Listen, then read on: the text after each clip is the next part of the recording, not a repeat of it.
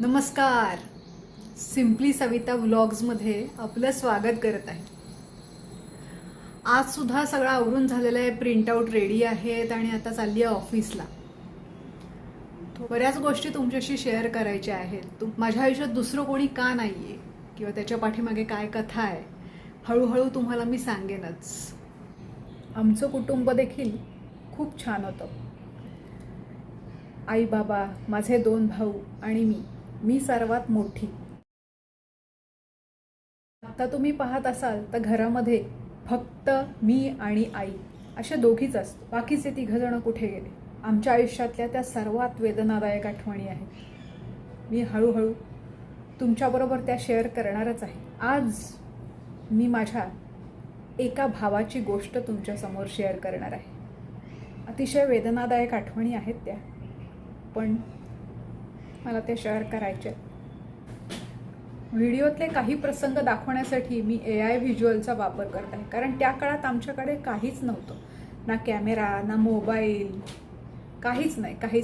ज्या काही आठवणी आहेत त्या सगळ्या मेंदूमध्ये आहेत, हृदयात आहेत, जपलेल्या आहेत. आजही भावना अनावर होतात काही गोष्टी सांगताना. मी साधारण तेव्हा 7वी-8वीत असेल नाही मी.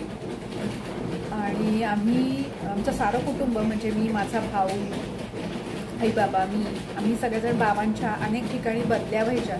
तशीच आमच्या बाबांची बदली सोलापूरला झाली होती, त्यामुळे आम्ही तिथे राहतो. एक दिवस असं झालं की माझा भाऊ शाळेतनं घरी आला आणि पोटात दुखतंय असं म्हणून रडायला लागला. आईला वाटलं की नेहमीचंच काहीतरी असेल, काहीतरी खाल्लं असेल आणि पोटात दुखतंय म्हणत असेल. संध्याकाळी बाबा येईपर्यंत आईनी वाट पाहिली. मग बाबा आणि आई दोघंही माझ्या भावाला घेऊन दवाखान्यात गेले. सगळं चेकअप वगैरे झालं. डॉक्टरने सांगितलं की मोठ्या डॉक्टरला दाखवायची गरज आहे. त्यांनी अशी फार काही कल्पना दिली नाही. ते म्हणाले की माझ्या हातात तर काही वाटत नाही आहे, तर तुम्ही मोठ्या डॉक्टरांचा सल्ला घ्या.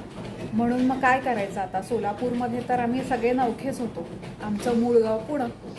मग ठरवलं की सुट्टी काढून पुण्यामध्ये जायचं आणि तिथे चांगल्या हॉस्पिटलमध्ये माझ्या भावाला दाखवायचं. सगळं आवरून आम्ही पुण्याला आलो. पुण्याला एका मोठ्या डॉक्टरकडे अपॉइंटमेंट घेतली आणि माझ्या भावाला तिथे दाखवल्यानंतर 1-2 दिवस त्यांनी सगळी चेकअप्स वगैरे केली. आणि त्याच्यानंतर जेव्हा माझ्या आईबाबांशी त्यांचं बोलणं झालं तर तेव्हा त्यांनी सांगितलं की लिव्हर सिरोसिस म्हणजे जॉन्डिस त्याला झाला आहे आणि क्रिटिकल केस आहे. बघूयात आपण काय होते ते. आणि उपचार चालू झाले. जवळजवळ महिना गेला. त्याच्यात बायोप्सी वगैरे काय प्रकार असतात ते सगळे झाले करून. आमच्या बऱ्याच नातेवाईकांनी सांगितलं की अरे काय ते नक्की सांगा, काय आहे काय नाही आहे. आपण मला वाटतं हॉस्पिटलच बदलूया. म्हणून मग माझ्या आईबाबांनी ठरवलं की त्याला दुसऱ्या हॉस्पिटलमध्ये न्यायचं. दुसऱ्या हॉस्पिटलमध्ये नेल्यानंतर त्यांनी सांगितलं की अहो हे सगळं संपलेलं आहे.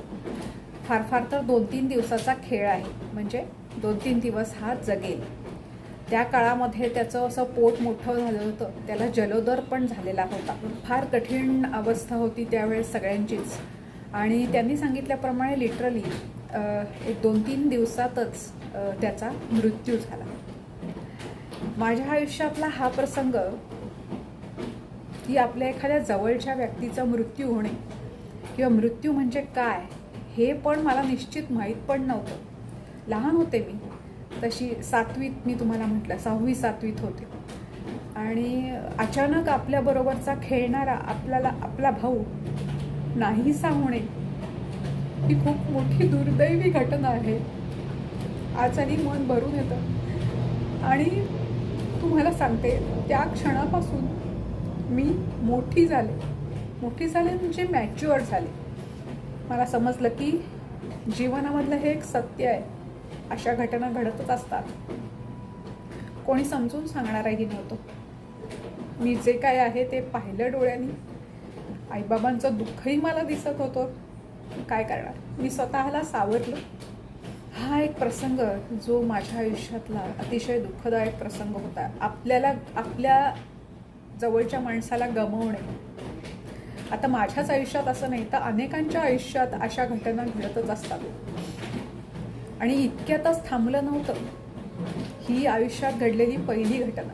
त्याच्यानंतर अजून बरंच काही येऊ घातलं. कदाचित परमेश्वराने पहिल्या या धक्का देऊन मला स्ट्रॉंग बनवायचं ठरवलं असेल. येणाऱ्या व्हिडिओमध्ये मी जरूर तेही शेअरच करीन की माझ्या आयुष्यात अनेक जे काही प्रसंग घडले त्यामुळे मग मी एकटं राहण्याचा निर्णय घेतला. एकटं म्हणजे आई आणि मी, आम्ही दोघीही राहतो स्ट्रॉंगली. पुढील घटना पुढच्या व्लॉगमध्ये सांगते. तोपर्यंत नमस्कार.